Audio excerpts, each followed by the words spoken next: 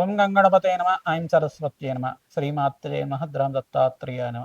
ఓం శరవణ భవాయ నమ. ఓం నమ శివాయ శివాయ గురువే నమ. క్లీం కృష్ణాయ గోవిందాయ గోపీ జనబలవాయ శ్రీకృష్ణ పరబ్రహ్మణే నమో నమ. ద్రాం దత్తాత్రేయాయ నమ. శ్రీరామ జయ రామ జయ జయ రామ రామాయ నమో నమ. క్లీం క్లీం మహాకాళికాయ నమ. యూట్యూబ్ ప్రేక్షకులకందరికీ కూడా నమస్కారం అండి. నేను పాలపర్తి గురునాశర్మ జ్యోతిష్యం వాస్తు సిద్ధాంతని మీకంతా కూడా గోచారిత్య గ్రహాల యొక్క స్థితిగతి కలయిక వాటి ప్రభావం అంతా కూడా మేషాది ద్వాదశ రాశుల వాళ్ళకి ఎటువంటి ప్రభావం చూపిస్తున్నాయి అంతా కూడా విశ్లేషణ చేయడం జరుగుతుంది. ఈ రోజున మనం చెప్పబోయే విషయం ఏంటిదంటే ప్రధానంగా గృహయోగాలు. మేషాది ద్వాదశ రాశుల వాళ్ళకి ఎటువంటి పరిష్కారం చేయడం వల్ల శీఘ్రంగా గృహయోగాలు సిద్ధిస్తాయి. తీరని కలగా ఉన్న గృహయోగం అంతా కూడా స్వగృహయోగం అంతా కూడా ఏ యొక్క దశలో అంతా కూడా రావడానికి ఆస్కారం ఉంటుంది. ఏ గ్రహం అంతా కూడా కారకత్వాలుగా గృహయోగం చెప్పడం జరుగుతుంది. లగ్నం తెలిసి ఉంటే కనుక లగ్నాన్ని చూసుకోండి, లేదు రాశి తెలిసి ఉంటే కనుక రాశిని చూసుకోండి. తద్వారా మీకంతా కూడా సంపూర్ణ విశ్లేషణకి మీకు పరిష్కారం దొరుకుతుంది. తద్వారా మీరంతా కూడా శీఘ్ర గృహయోగము, స్థిరాస్తి లభించడానికైనా కానీ, భూసంపద సిద్ధించడానికైనా కానీ ఈ గ్రహాలు మేషాది ద్వాదశ రాశుల మీద కొన్ని స్థానాలంతా కూడా కారకత్వంగా చెప్పడం జరుగుతుంది. ప్రధానంగా అంగారకుడు గృహయోగానికి కారణంగా చెప్పడం జరుగుతుంది. ప్రధానంగా భూసంపద సిద్ధించాలన్నా, స్థిరాస్తి లభించాలన్నా, భూసంపదమైన వ్యాపారాలు చేయాలన్నా, ప్రధానంగా గృహయోగం సిద్ధించాలన్నా జాతకరీత్యా మనకి చతుర్థ స్థానం కేంద్రంగా చెప్పడం జరుగుతుంది. మరియు దశమ స్థానము, నవమ స్థానం కేంద్రంగా చెప్పడం జరుగుతుంది. ప్రధానంగా దశమ స్థానం అంతా కూడా రాజయోగ కారణంగా చెప్పడం జరుగుతుంది. నవమ స్థానం అంతా కూడా పితృస్థానము, పూర్వ పుణ్యస్థానం అని చెప్పేసి చెప్తుంది. ప్రధానంగా పూర్వీకుల నుంచి వచ్చిన స్థిరాస్తి కానీ, పూర్వీకుల నుంచి తరతరాలకు వచ్చిన గృహయోగం కానీ, అది ఇవన్నీ కూడా మీకు సంక్రమించడం కానీ జరుగుతూ ఉంటుంది. తద్వారా మీకు ఈ యొక్క గృహయోగానికి అంతా కూడా స్థిరాస్తి లభించడం కానీ, స్వగృహం కొనుక్కోవడం కానీ, అమ్మడం కానీ చేయడం కానీ, ఈ యొక్క గ్రహకారకత్వాల మీకంతా కూడా ఈ యొక్క స్థిరాస్తి లభిస్తుంది మరియు గృహయోగం లభిస్తుంది అంతా కూడా సంపూర్ణంగా విశ్లేషణ చేసి మీకు పరిష్కారం చెప్పడం జరుగుతుంది. ప్రధానంగా చూసుకుంటే అంగారకుడంతా కూడా భూమిపుత్రుడిగా చెప్పడం జరుగుతుంది. మరియు భూమిపుత్రుడంతా కూడా ఈ భూమికి అధిష్టాన దేవతగా ఈ యొక్క పృథ్వీనంతా కూడా పరిపాలించే విధంగా ఉంటారు. ప్రధానంగా చూసుకుంటే ఈ యొక్క మహారాజు అధిపత్యం రావాలన్నా కానీ, ప్రధానంగా రాజ్యయోగం రావాలన్నా, విపరీత రాజయోగాలు రావాలన్నా గృహయోగం సిద్ధించాలి, స్థిరాస్తి లభించాలి, ప్రధానంగా భూసంపద ఎక్కువగా ఉండాలి. తద్వారా మీకంతా కూడా రాజ్యాధిపత్యం లభిస్తుందని చెప్పేసి విపరీత రాజయోగాలు సిద్ధిస్తాయి. అనంతమైన ఐశ్వర్య ప్రాప్తి కలుగుతుంది, ధనాదాయం పెరుగుతుంది, సంఘంలో గౌరవం పెరుగుతుంది. స్థిరాస్తిని బట్టే మీకు అంతా కూడా సంఘంలో గౌరవం పెరుగుతుంది అన్నమాట. ప్రధానంగా చూసుకుంటే ఈ స్థానాలు చతుర్థ స్థానము, నవమ స్థానము, దశమ స్థానం కేంద్రంగా చెప్తారు.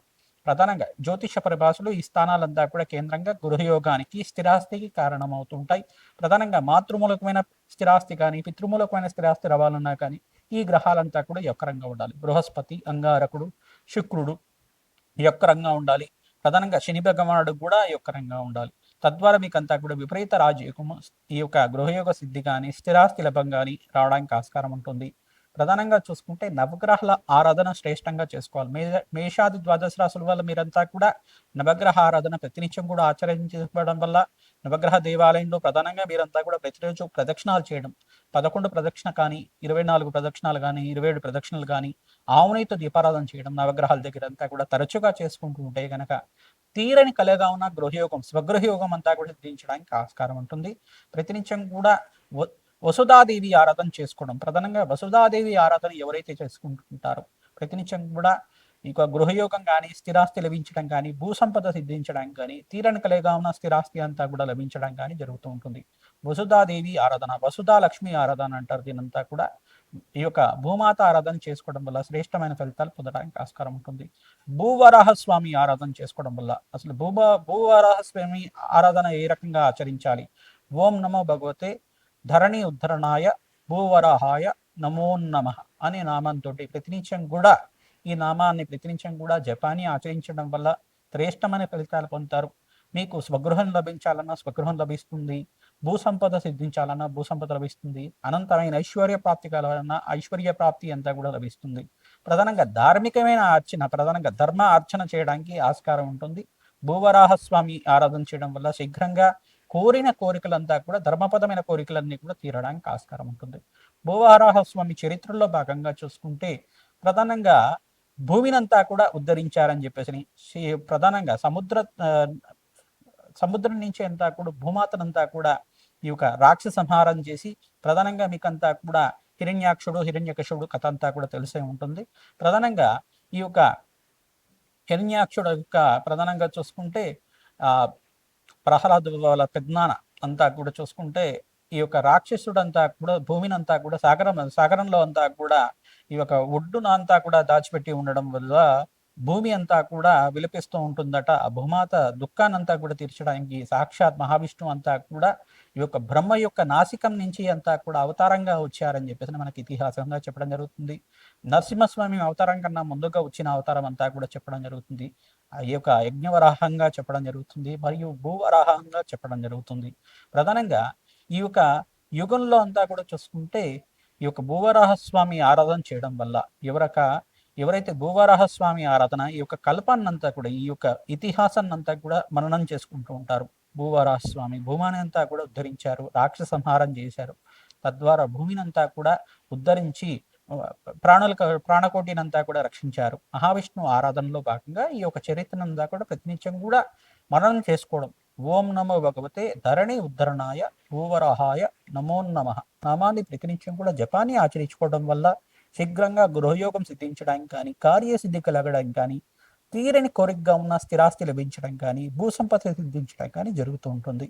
ప్రతినిత్యం కూడా ఈ యొక్క భూవరాహస్వామి ఆరాధన చేసుకోవడం వల్ల ప్రధానంగా ఈ ఆరాధన అంతా కూడా ఎవరైతే చేస్తూ ఉంటారో భూమి లేని వాళ్ళకి భూసంపద సిద్ధిస్తుంది, ధనం లేని వాళ్ళకి ధనయాదాయం పెరగడానికి ఆస్కారం ఉంటుంది. మహాలక్ష్మీదేవి ఆరాధన చేసుకున్నా కానీ తీరని కలిగిగా ఉన్న స్థిరాస్తి లభించడం కానీ జరుగుతూ ఉంటుంది. ప్రధానంగా మహాలక్ష్మీదేవి ఆరాధన ఈ యొక్క పుష్పాలతో ఆరాధన చేసుకుంటూ ఉండాలి.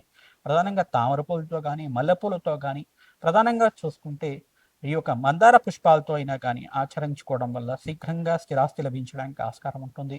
ప్రధానంగా ఆవునితో దీపారాధన చేసి బెల్లం పరవాణాన్ని నివేదన చేయడం వల్ల శీఘ్రంగా మీకంతా కూడా స్థిరాస్తి లభించడానికి కానీ, గృహయోగం సిద్ధించడానికి కానీ ఆస్కారం ఉంటుంది. ఈ యొక్క పూర్వీకుల నుంచి వచ్చే స్థిరాస్తి లభించడం కానీ ఆస్కారం ఉంటుంది. ప్రధానంగా మేషాది ద్వాదశ రాశుల వాళ్ళు మేము చెప్పే పరిష్కారం అంతా కూడా సంపూర్ణంగా ఆచరించండి. తద్వారా మీకంతా కూడా ఈ యొక్క గృహయోగము స్థిరాస్తి అంతా కూడా లభించడానికి ఆస్కారం ఉంటుంది. ఈ వీడియో అంతా కూడా చూడండి, లైక్ చేయండి, సబ్స్క్రైబ్ చేయండి. తద్వారా మీకు మంచి పరిష్కారం జరుగుతుంది. మీలాంటి వాళ్ళకి అందరికి కూడా మీ మిత్రులు కానీ, స్నేహితులు కానీ, బంధువులకు కానీ అందరికి కూడా చేరవేస్తే కనుక వాళ్ళకు కూడా మంచి ఫలితాలు పొందడానికి ఆస్కారం ఉంటుంది. మాకంతా కూడా సహకారం అందించడం వల్ల మీకంతా కూడా అష్టైశ్వర ప్రాప్తి కలుగుతుంది. జగన్మాత అనుగ్రహం వల్ల మీ కోరికలంతా కూడా ధర్మపదమైన కోరికలంతా కూడా తీరాలని చెప్పి అష్టైశ్వర ప్రాప్తి కలగాలి, స్వగృహ సిద్ధించాలని చెప్పి ఆశీర్వాదం చేస్తున్నాం.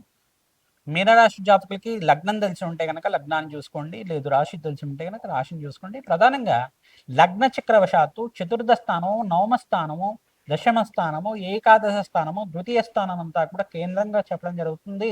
గృహయోగాలు ఎప్పుడు సిద్ధిస్తాయని చెప్పేసి చతుర్థ స్థానం గృహయోగ కారణం, స్థిరాస్తి లభించాలన్న పూర్వ పుణ్యస్థానం అంతా కూడా, నవమ స్థానం అంతా కూడా పూర్వీకుల నుంచి వచ్చిన స్థిరాస్తి లభించాలన్న ఈ స్థానాలంతా కూడా చెప్పడం జరుగుతుంది. ప్రధానంగా ఈ దశానాథుడు అంతా కూడా యొక్కరంగా ఉండాలి. ఏ దశ నడుస్తుంది ఆ దశనాథుడు జాతకరీత్యా అత్యంత యొక్కరంగా ఉన్నప్పుడు మీకంతా కూడా గృహయోగ ప్రాప్తి కలుగుతుంది. గోచారీత్యా కూడా బృహస్పతి యొక్కరంగా ఉండాలి, అంగారకుడు యొక్కరంగా ఉండాలి, శుక్రుడు యొక్కరంగా ఉండాలి, ఈ యొక్క చతుర్ధాధిపతి యొక్కరంగా ఉండాలి మీకంతా కూడా. ప్రధానంగా ఈ యొక్క మీనరాశి జాతకులకంతా కూడా జాతకరీత్యా ఈ యొక్క చతుర్థాధిపతి బుధ భగవానుడు అవుతాడు కాబట్టి బుధ భగవానుడు అత్యంత యొక్కరంగా ఉండాలి. ప్రధానంగా బృహస్పతి యొక్కరంగా ఉండాలి, రాష్ట్రాధిపతి, లగ్నాధిపతి. ప్రధానంగా శుక్ర భగవానుడు అత్యంత యొక్కరంగా ఉండాలి. ఇక్కడ చూసుకుంటే శని భగవానుడు కూడా అత్యంత యొక్కరంగా ఉండాలి. ప్రధానంగా సూర్య భగవానుడు కూడా ధనకారకుడు కాబట్టి మీకంతా కూడా అత్యంత యొక్కరంగా ఉండాలి. ప్రధానంగా అంగారకుడు కూడా భూమి కారకుడు కాబట్టి మీకంతా కూడా ఈ గ్రహాల అనుకూలత వల్ల గృహయోగం సిద్ధించడానికి ఆస్కారం ఉంటుంది. ఈ స్థానాల్లో అంతా కూడా మంచి గ్రహాలు ఉంటే, బలంగా ఉంటే కనుక శీఘ్రంగా అత్యంత త్వరగా మీకంతా కూడా గృహయోగం సిద్ధించడానికి ఆస్కారం ఉంటుంది. జాతకరీత్యా ఎటువంటి యోగాలు ఉన్నాయి ఆ యోగాలకంతా కూడా పరిష్కారం చేసుకోవడం వల్ల శీఘ్ర ఫలితాలు పొందుతూ ఉంటారు. ప్రధానంగా మీరంతా కూడా నవగ్రహాలకు అభిషేకం చేసుకోవడం, ప్రతినిత్యం కూడా 11 ప్రదక్షిణలు కానీ, 27 ప్రదక్షిణలు కానీ, 54 ప్రదక్షిణలు కానీ ఆచరిస్తూ ఆంజనేయ స్వామి దేవాలయంలో అంతా కూడా మన్యసూక్త పారాయణం చేయించడం, శ్రీరామ మూలమంత్ర జపాన్ని అంతా కూడా ఆచరించడం వల్ల శ్రేష్టమైన ఫలితాలు పొందడానికి ఆస్కారం ఉంటుంది. స్వగృహయోగ ప్రాప్తి కలగడానికి ఆస్కారం ఉంటుంది. ప్రధానంగా విశేషమైన హోమాలంతా కూడా మీ స్థిరాస్తి ఎక్కడైనా ఈ యొక్క తగాదల్లో ఇరికిపోయినా కానీ మీకంతా కూడా కోర్టు కేసుల్లో ఈ యొక్క స్థిరాస్తి అంతా కూడా రావాల్సిన స్థిరాస్తి అంతా కూడా మీకు రాకుండా ఉండడం కానీ, ఎంత ప్రయత్నం చేసినా కానీ కోర్టు కేసుల్లో అంతా కూడా స్థిరాస్తి అంతా కూడా ఇరుక్కుపోయి రాకపోవడం కానీ జరుగుతూ ఉంటాయి కనుక ప్రధానంగా దేవి హోమాది కార్యక్రమాలు కానీ ప్రధానంగా బగలామకి శాంతి హోమాది కార్యక్రమం రాజశ్యామల యజ్ఞాధికృత కానీ ఆచరించుకోవడం వల్ల స్థిరాస్తి లభించడానికి ఆస్కారం ఉంటుంది, ధనాదాయం పెరగడానికి ఆస్కారం ఉంటుంది, తీరని కలగా ఉన్న గృహయోగం అంతా కూడా సిద్ధించడానికి ఆస్కారం ఉంటుంది. నేను చెప్పే పరిష్కారం ఆచరించడం వల్ల శీఘ్రమైన ఫలితాలు పొందుతారు. ప్రధానంగా చూసుకుంటే కూష్మాండ దీపాన్ని అంతా కూడా కాలభైరవ స్వామి దేవాలయంలో తరచుగా చేస్తూ ఉండాలి. కూష్మాండ దీపం పెట్టి అక్కడంతా కూడా కాలభైరవ అష్టకాన్ని కానీ ప్రధానంగా దేవి ఖడ్గమాల స్తోత్రాన్ని కానీ పారాయణం చేసుకోవడం వల్ల శ్రేష్టమైన ఫలితాలు పొందుతారు. ప్రధానంగా భూవరాహ స్వామి ఆరాధన చరిత్ర అంతా కూడా పారాయణం చేసుకోవడం, ధరణి ఉద్ధరణాయ ఓం నమో భగవతే ధరణి ఉత్తరణాయ భూవరాహస్వామిని నమ నామాన్ని ప్రతినిత్యం కూడా జపాన్ని ఆచరించండి. తద్వారా శీఘ్ర గృహయోగం సిద్ధించడానికి ఆస్కారం ఉంటుంది, భూసంపద లభించడానికి ఆస్కారం ఉంటుంది. వసుధాదేవి ఆరాధన చేసుకోవడం వల్ల కూడా శీఘ్ర ఫలితాలు పొందుతూ ఉంటారు. ప్రధానంగా ఓం శ్రీం వసుధాదేవ్యే నమ, ఓం శ్రీం వసుధాదేవ్యే నమ నామాన్ని కూడా ప్రతినిత్యం కూడా ఆచరించుకోవడం వల్ల శ్రేష్టమైన ఫలితాలు పొందడానికి ఆస్కారం ఉంటుంది. ప్రధానంగా అంగారకుడికి ఈ యొక్క కందులు దానం చేసుకోవడం, ఎరుపు రంగు వస్త్రాన్ని దానం చేసుకోవడం, ప్రధానంగా బృహస్పతికి ప్రీతికరంగా ఈ యొక్క శనగలు, పసుపు రంగు వస్త్రాన్ని, పసుపు కొమ్మలని కూడా దానం చేసుకోవడం వల్ల శ్రేష్టమైన ఫలితాలు పొందుతారు. ప్రధానంగా శుక్ర భగవానుడికి అంతా కూడా ప్రీతికరంగా బొబ్బర్లు దానం చేసుకోవడం మరియు తెల్లటి వస్త్రాన్ని దానం చేసుకోవడం వల్ల శీఘ్ర ఫలితాలు పొందుతారు. ప్రధానంగా శని భగవానుడి ప్రీతికరంగా మీరంతా కూడా బ్రాహ్మణకి ప్రధానంగా ఇక్కడ తెల్లలు దానం చేసుకోవడం వల్ల నల్ల ద్రాక్షని దానం చేసుకోవడం వల్ల శ్రేష్టమైన ఫలితాలు, వస్త్రదానాన్ని కూడా చేసుకుని ఉండాలి. తద్వారా మీకు అంతా కూడా శీఘ్ర ఫలితాలు పొందడానికి ఆస్కారం ఉంటుంది. ఎవరైతే కనుక అమ్మవారి దేవాలయంలో నిమ్మకాయ దీపాన్ని తరచుగా చేస్తూ ఉంటారో రాహుకాల దీపాలంతా కూడా నివేదన చేయడం వల్ల శ్రేష్టమైన ఫలితాలు పొందడానికి ఆస్కారం. అమ్మవారికి అంతా కూడా విశేషంగా పసుపు కుంకుమతోటి అభిషేకం చేయించడం, వస్త్రాన్ని సమర్పించడం వల్ల శ్రేష్టమైన ఫలితాలు పొందుతారు. శీఘ్రంగా మీకంతా కూడా స్వగృహ ప్రాప్తి కలగాలని చెప్పి, అష్టైశ్వర ప్రాప్తి కలగాలి, జగన్మాత అనుగ్రహంతో మీకంతా కూడా సకల ధర్మపదమైన కోరికలంతా కూడా నెరవేరాలని చెప్పి ఆశీర్వాదం చేస్తున్నాం. శ్రీమాత్రే నమః.